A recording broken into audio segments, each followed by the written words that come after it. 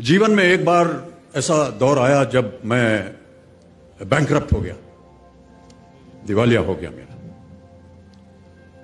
मेरी बनाई हुई कंपनी घाटे में चली गई, करोड़ों का कर्जा चढ़ गया, मेरा व्यक्तिगत बैंक बैलेंस जीरो यानी शून्य हो गया।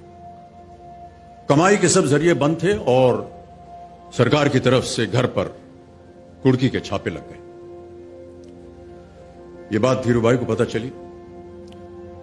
बिना किसी से पूछे या जाने उन्होंने अपने छोटे बेटे और मेरे मित्र अनिल से कहा, इसका बुरा वक्त है, इसे कुछ पैसे दे दो। अनिल ने मुझे आकर ये बताया, देवी और सज्जनों, जितना वो देना चाह रहे थे उससे मेरी सारी दुविधा और परेशानियां खत्म हो जाती। उनकी उदारता पर मैं भावुक हुआ, लेकिन मुझे लगा कि मैं उनकी उदारता को स्वीकार न कर पाऊंगा। ईश्वर की कृपा रही और कुछ संकट के दिनों के बाद समा बदला, काम मिलना शुरू हुआ और धीरे धीरे मैं अपने सारे कर्जे उतार पाया। एक शाम धीरूभाई के निवास स्थान से इवेंट पर एक दावत के अवसर पर मुझे भी आमंत्रित किया गया।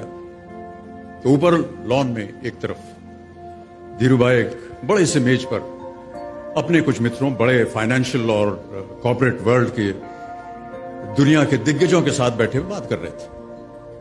मुझ पर नजर पड़ी तो मुझे बुलाया और कहा, यहां मेरे साथ बैठो। मुझे बड़ा अजीब लगा, मैंने क्षमा मांगी और कहा, मैं उधर अपने मित्रों के साथ बैठा हूं, वहीं ठीक हूं।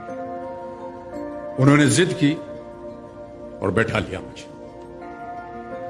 फिर अपनी उस दिग्गजों की महफिल में उन्होंने कहा,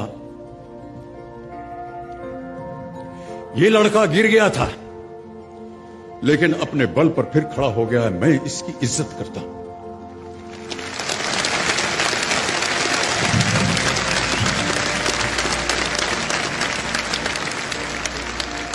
उनका ये व्यवहार और उनके वो शब्द मेरे लिए उस धनराशि से हजारों गुना ज्यादा मूल्यवान थे, जितना कि वे मुझे मेरी संकट से बाहर आने के लिए, देने के लिए तैयार थे।